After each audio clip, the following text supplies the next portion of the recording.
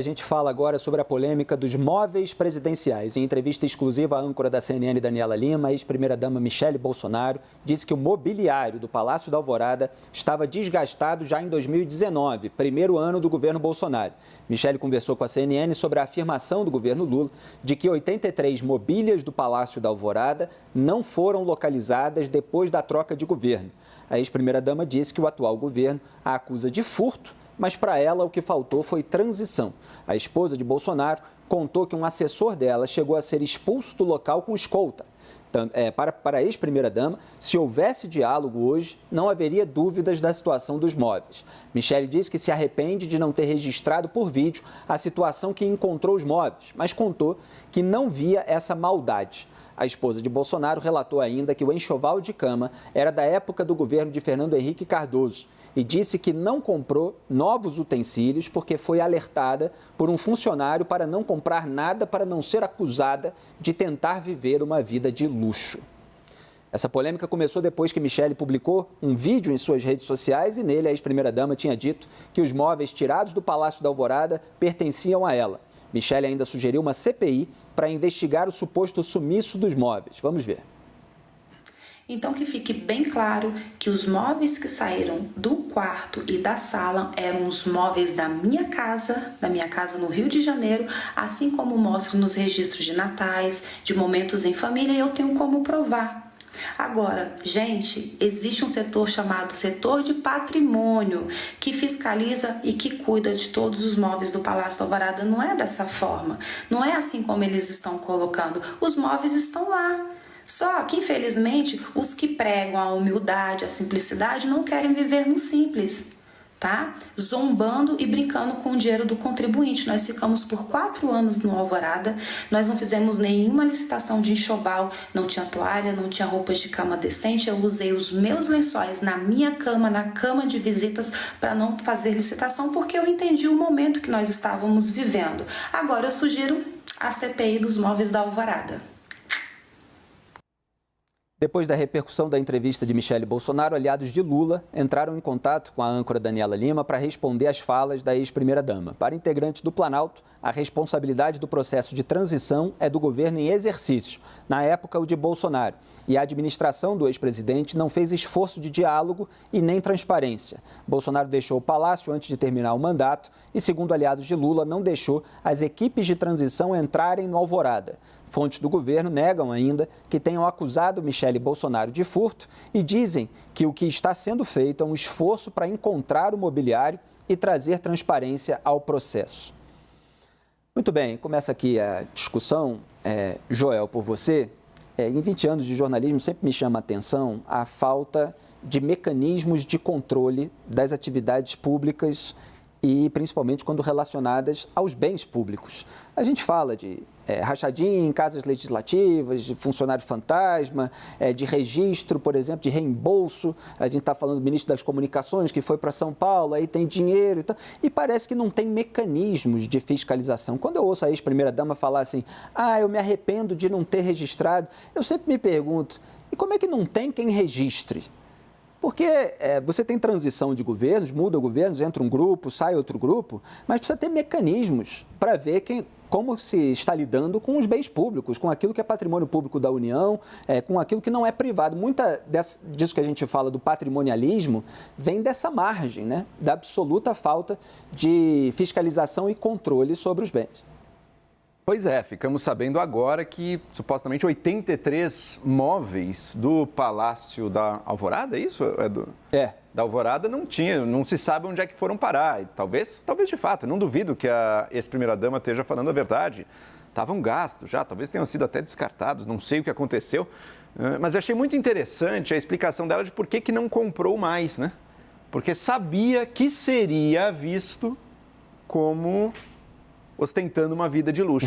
E esse temor fez não fazer a compra, agora foi feita, realmente surgiu essa reação em cima. Então, acho que as duas coisas são importantes. Na verdade, as duas, uma ajudaria na outra. A primeira, melhora do serviço de controle. Como assim, 83 móveis? Não sei se descartou, não sei o que aconteceu. Talvez estejam guardados em algum depósito, em algum lugar e ninguém tenha encontrado ainda. Primeiro, o controle deveria melhorar. essa informação... E ser externo, né? Perdão, João, só um parêntese, porque se o controle, como foi colocado ali, é feito por cada grupo político de cada governo, então cada governo pode... Né, mas posso... Tem uma margem para fazer o que quiser, falta um órgão independente para fiscalizar. Exato, se julgar necessário, assim, um órgão até independente para garantir que não é um lado ou outro que está tentando dar uma distorcida ali, quem sabe para subtrair um bem ou coisa assim, então um controle mais bem feito. E, do outro lado, uma evolução também do nosso debate público e da nossa cultura que, se habituando a ver como funciona o funcionamento do palácio de residência do presidente, também não precisa ficar achando que a cada transação tem um crime acontecendo. E se a gente tivesse mais transparência e mais dados, eu acho que essa percepção se fortaleceria. Só fazer uma observação. Eu concordo com vocês sobre a questão dos órgãos de controle, mas a gente nunca viu esse tipo de coisa, né? Da transição do Sarney para Fernando Henrique para o Lula para Dilma, até da Dilma para o Temer. É uma baixaria sem fim, né? A Janja chama as televisões para ficar mostrando pedaços onde tem coisas faltando, aí agora vem a Michelle se defender. Tipo, os ataques recíprocos do lulismo e bolsonarismo. E você não sabe mais onde está a verdade desse tipo de coisa, sabe? Existe uma propaganda política ali dos dois lados.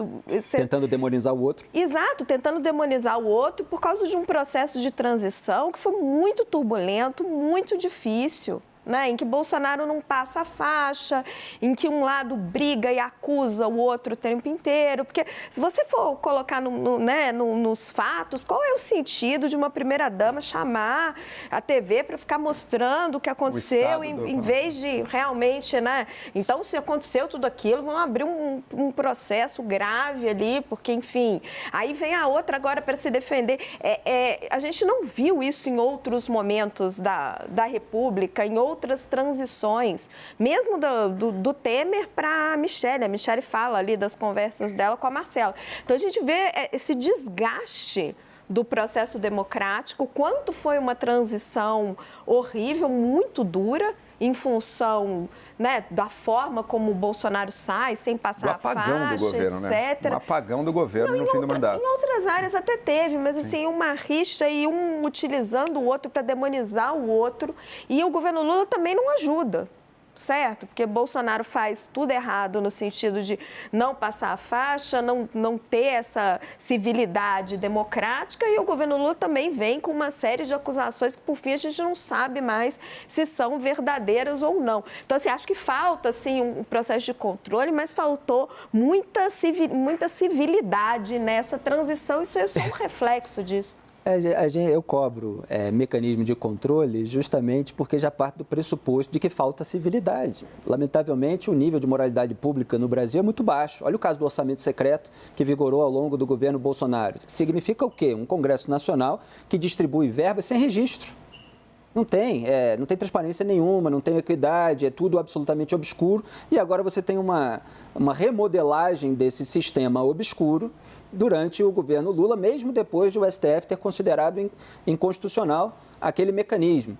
Então, assim, faltam muitos registros e é nessa margem que as pessoas que não têm essa civilidade, essa moralidade, atuam. Agora, cada caso específico precisa ser devidamente investigado. E só acrescentando, antes de jogar para a Janaína, que o João se referiu que agora houve uma repercussão negativa em razão de luxo, ele estava se referindo, imagino, à compra de imóveis pelo governo Lula, né, que incluiu uma cama de R$42 mil para o Lula dormir com a primeira-dama Janja, e um sofá com controle remoto de R$65 mil. Quer dizer, aí um par de sofá e cama em torno dos R$107 mil.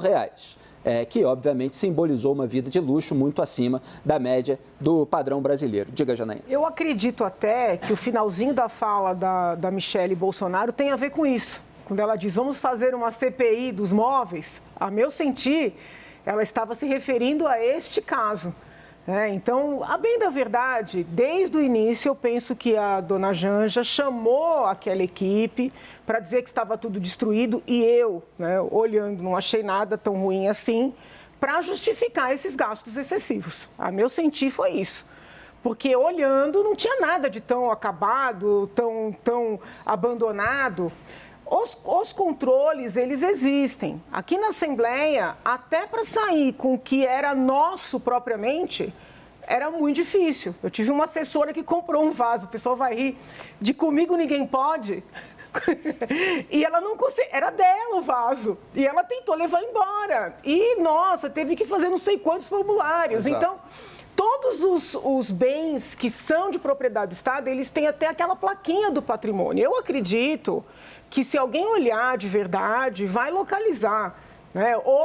E outra, quando vai dispensar, quando vai doar, tem que ter também um controle. Esse controle existe. A meu sentir, é mais um jogo de narrativas para justificar uma compra que é injustificável. Aqui na semana passada nós falamos, ninguém quer obrigar um casal a dormir na cama do outro, né, a utilizar os lençóis. Ninguém quer obrigar um casal. Agora, precisa ser um valor desses. Então, acho que para justificar se criou aí essa celeuma.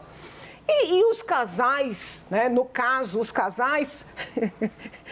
são momentosos. As duas duplas, né, gostam das redes sociais, gostam. Por isso que eles dispensam, eles despertam aí essas paixões. Né? Eu venho dizendo, nós precisamos construir uma alternativa para 26 em todos os sentidos. Agora é a dinâmica, né? Dona Janja, Dona Michele criou, o povo fica até esperando. Né? O presidente Lula com o ex-presidente Bolsonaro. Infelizmente, né, eu concordo com as críticas, concordo. Acho que a liturgia dos cargos, né, é algo a se procurar, a se buscar, mas o povo gosta disso. Infelizmente, o povo gosta, então eles dão... Então eles dão o que o povo gosta, e é uma que põe a maquiagem no Instagram, é a outra que mostra a camisa que comprou, não sei de... É isso, entendeu? Ser democrático, né? Eu estou aprendendo na raça, não é tão simples, mas é também entender que o povo quer isso. Momento cultural, assim. Posso colocar uma coisa também aqui, Felipe? A gente está falando de controles, né? Necessidade de controles mais rígidos. Quanto menos virtude cívica por parte dos participantes, mais se fazem necessários camadas de controle, né? Para ter tudo certinho agora. O problema é que essas camadas também impõem custos, é o que a Janaína trouxe um pouco, sabe? Às vezes coisas triviais, vai que um dia trocar uma lâmpada vira uma complicação burocrática, porque tem todas as camadas burocráticas de controle. De uma forma ou de outra, esse debate sobre a virtude cívica e sobre a melhora da qualidade mínima dos participantes do jogo político, ele precisa entrar, sabe? Mesmo porque, no limite, se a pessoa estiver mal intencionada mesmo, todo o controle tem o seu furo também e sempre dá para achar um caminho. Agora, quem não quer furar, quem quer ser honesto, mas está num meio em que os controles são altíssimos, porque a moralidade cívica é baixa, essa pessoa vai ficar cada vez mais amarrada às mudanças, às decisões, mesmo de dia a dia, vão ficando cada vez mais difíceis. E não é isso que a gente espera de um poder público responsivo e ágil, né? Então, enfim, é um debate que, sim, por um lado é o controle, mas por outro eu sempre acho importante frisar. Virtude cívica. O que a gente precisa esperar das nossas lideranças, mas também de nós, enquanto cidadãos que participam da democracia? Em primeiro lugar, aumentar a moralidade pública. É para isso que a gente zela. Se a pessoa não quiser, ela acha todo o jeito de burlar. Olha só o que está acontecendo com a lei das estatais, né? A lei ainda nem mudou e já tem todo tipo de burla. Mas, assim, acho interessante isso que a Janaína colocou, a popularidade das duas, né? Tanto da Janja quanto da Michele, ela está subindo, elas têm um apelo muito grande, já tem pesquisa eleitoral sendo feita com o nome das duas como possíveis candidatas a vários cargos, eventualmente, até a presidência da República, mas eu não sei se isso necessariamente faz parte do que a gente chama do jogo democrático. E a Michele coloca um ponto em que ela diz, não fiz a compra porque saberia que seria cobrada. E tem que ser cobrada mesmo. Sabe? E, assim, não é que, então, fiz isso porque saberia que seria cobrada, então não fiz a compra. Qualquer compra de um agente público, como que foi a que o Lula fez agora, ou, eventualmente, os vários que os Bolsonaro fizeram, e tem o caso das joias aí, que a gente nunca pode esquecer, ela está falando aí que não comprou os lençóis, mas tinham joias avaliadas em milhões de reais que estavam para entrar no país e não entraram por causa de um funcionário da Receita Federal, o papel da sociedade civil e da imprensa e da justiça é cobrar mesmo. Tem que ser cobrado, por que precisa gastar tantos R$1.000 em determinado móvel? Isso não é apenas jogo político de jogar responsabilidade ou para um ou para outro e fazer ali uma propaganda negativa para um e para outro. É preciso moralidade nesse tipo de coisa também, mesmo nesses pequenos detalhes. Exatamente, a população tem que fiscalizar o poder e o jornalismo tem que contribuir com isso para essa vigilância. E muitas vezes você veja que a preocupação do político é com a sua popularidade. Porque se não tivesse um abalo na popularidade, de repente fazia coisas que não faz porque acha que vai ter. Né? Então é uma questão, o luxo pode prejudicar, etc. Então é melhor não fazer. Mas se também não fosse, talvez se gastasse mais. Hélio, com a palavra. Felipe, eu acho que essa foi a estreia da Michelle na arena política para valer e eu acho que ela entrou muito bem, na verdade. Ela jogou a bola para o outro campo totalmente. Vinha de lá uma narrativa de que sumiram 83 móveis, não sei o quê, e que todo mundo faz igual, todo mundo compra móveis e tal.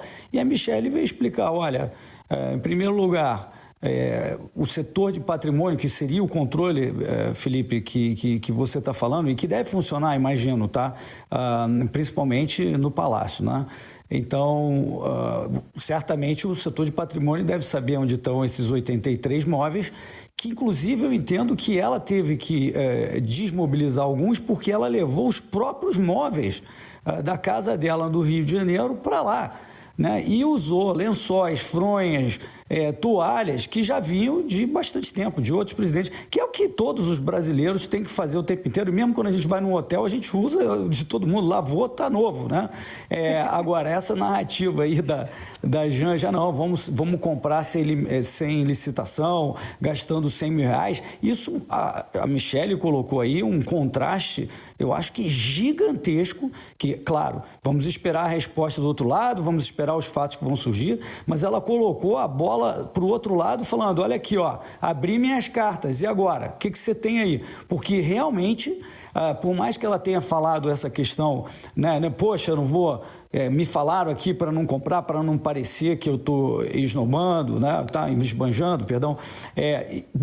Tudo bem, mas não comprou, né? Agora, a Janja comprou sem licitação e ficou construindo uma narrativa de que todos fazem, que estava tudo destruído. A Michelle veio com outros fatos completamente diferentes, né? Então, vamos ver o que surge, mas eu estou impressionado com a estreia da Michelle nessa arena política. Para mim, 1-0, 1 Michelle, 0 Janja.